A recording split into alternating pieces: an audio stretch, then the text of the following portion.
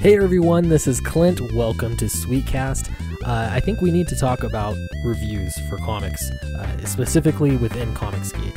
Now, a big criticism that I have had and many others have had about mainstream comics is that they're so tightly knit. They're in bed with comic book reviewers and any kind of news outlet that's comics related. So the reviews that you're going to be getting out of those kinds of publications are always going to just be, basically butt kissing.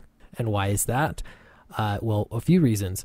Many reviewers are aspiring to work in comics, and that doesn't make a lot of sense. Now, the hard part, I think, for me to wrap my head around is that the same kind of tight-knit community that's doing each other favors, I'm afraid that it is happening within Comicsgate too.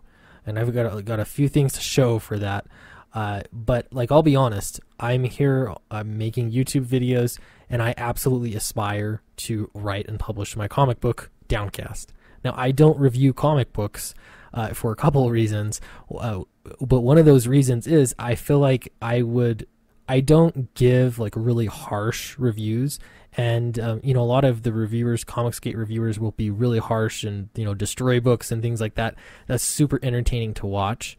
But that's, I guess, just not me. It's not my style. But I'm also not the type of person, I don't think, that can give a totally objective review when I know, or at least somewhat know, the artist. I definitely have a difficult time. And when I say artist, I mean writer, artist, colorist, letterist, any of them. This isn't a unique problem. This is something that happens everywhere. I'm going to speculate right now that I think that the answer to it is that there needs to be reviewers that are aspiring to be reviewers, to be just the best reviewer, and that is their goal. Now, if you're always striving to be the best reviewer and you want to be a trusted source of whether a comic is worth your time or not, then your allegiance is going to be to your viewers or your readers or whomever that is going to you to find out where they should spend their dollars. If you're aspiring to get into the industry and have access and things like that, then it's going to be a lot more difficult, or at least is going to feel a lot more difficult.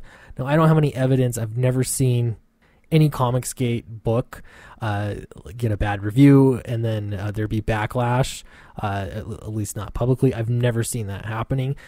In fact, a lot of the Comicsgate books are just starting to come out. So I don't know that that's really a problem, but there's definitely a perceived problem. Last week on my live stream, Scribbles and Scripts, we talked about that a little bit with reviewing Comicsgate books and how it's really hard to do that. You feel very pressured. It puts you in a difficult position. Are you going to do the reviews the same way?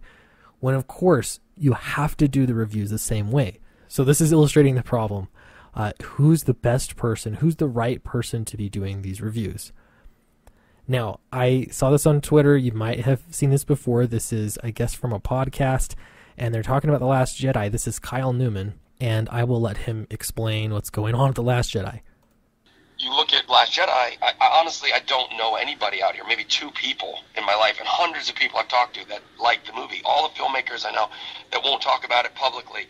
All the people I know internally, there's all these people that won't, even journalists that gave it positive reviews are like, I do that because I need to maintain my access.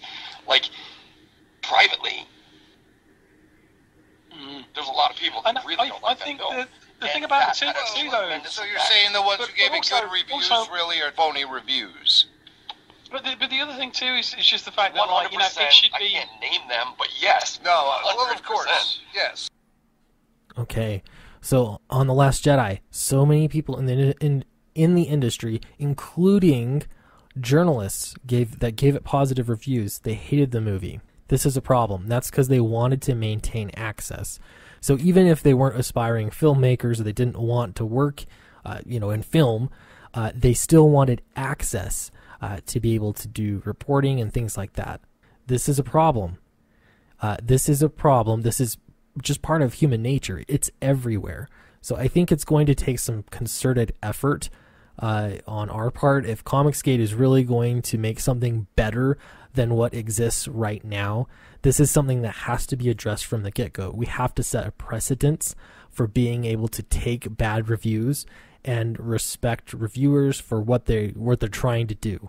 Now, I got thinking about this because I checked out one of the Comic Book Hut's videos. This was a few days ago, I believe. It says, "Time is up. Where is Jawbreakers?" I'm going to let him explain a little bit from his perspective. Now, I've been very patient here, I think, at the Hut. I think everybody's been a little too patient, to be honest with you. We have to hold everybody accountable, not just the fake comic book industry at this point. If we are going to have high standards, we have to be have equal standards for everybody.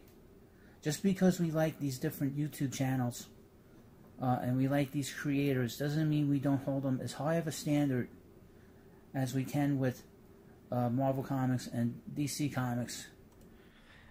Now, I'd suggest if you want to watch the rest of this video, look it up. Time is up. Where's Jawbreakers?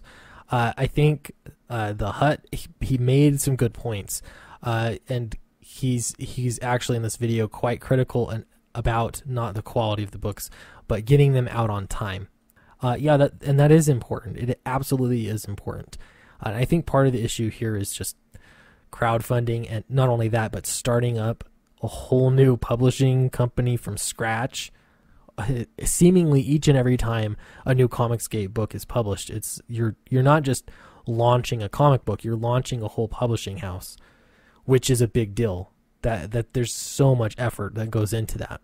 Now, for me personally, again, my goal, I've been pretty open about it. I want to write comics, I want to publish comics, and I want to have commentary on the comic book industry.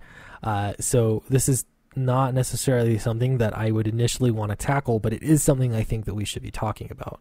Now, we looked at this before. This is a comic book roundup, and yeah, lots of reviews for comics, and they're all just good reviews. Now, if we keep this perspective in mind, that if you're honestly going to look and try to find a comic that you're interested in getting, and everything is just in the nines, how are you supposed to know which book is really good? How are you going to know what book you're really going to like? The lowest review I found on here was a 6 point something, which is still above average. I mean, it's not great, but it's not a scathing review. You just don't see those. And I certainly don't believe that all these comics are just that good. In fact, I don't think you'd be watching my YouTube channel if you believed that all mainstream comics were that good. So what's the answer? The best critical review I saw was done by Professor Geek on Iron Sights. He got the book. He did a pretty thorough review of it. And even in this case, he was very nice. He wasn't like shredding anything or burning books or anything like that. He did a nice review. To me, it was almost like if you were giving advice to a friend. This is like when I would go to my writers group, I'd have pages for everyone to read, and I would get advice back from people. It's constructive criticism. It's very nice, but it's not like for the readership. It's almost for the author. So I don't want to be critical of Professor Geek, because I do think this was a really good review. But you can still see here, though, Comics Matter with your boy Zach. This obviously diversity in comics at first. He actually, said there were some problems, I guess, with the book. A page came out, and so he's going to correct the problem. Now, don't get me wrong. This is great customer service. This is exactly what Zach should be doing. This is what any creator that cares should do. This is what, Marvel and DC should do. They should be caring. But at the same time, you can see how much pressure you have as a reviewer if you are that close to the creator. If you're hearing from them directly, it's definitely makes it difficult to be able to, give a critical review. Again, Professor Geek did a really great job on it, though. And so I'd love to see more reviews like this. I think he did it right. Certainly it could be done better, but somebody needs to have their focus be, how can I make my reviews the best? So I'd love to know your thoughts on the topic. Let me know in the comments below. What do you think is the solution? Am I making a mountain out of a molehill? And I'll give you another reminder that I've got a free ebook for you right now. This, no joke, it's 55,000 words long. You can follow the link in the description below, enter your email address, and that'll just sign you up for the mailing list so that you'll be able to be the first to hear about Downcast. That'll just help me measure interest in it so I know when is a good time to launch. And in the meantime, it gets you an absolutely free ebook. And of course, if you haven't yet, like, subscribe. I'd love to have you, and I will see you next time.